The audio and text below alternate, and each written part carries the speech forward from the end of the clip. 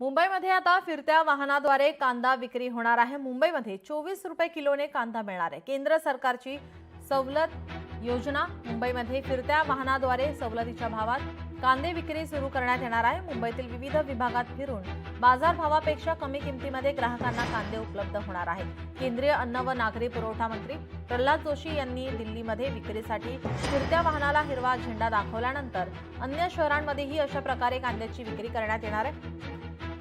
NCCF, NAFED आणि केंद्रीय भांडार या सहकारी संस्थांमार्फत सुमारे 25 टन कांदा या शहरामध्ये बफर स्टॉक मधून विकला जाणार आहे।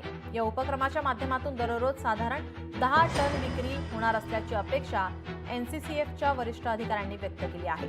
महागाई नियंत्रणात ठेवण्यासाठी सरकारने घेतलेला हा उपक्रम असून गेल्या वर्षी सुद्धा ही योजना राबवण्यात आली होती।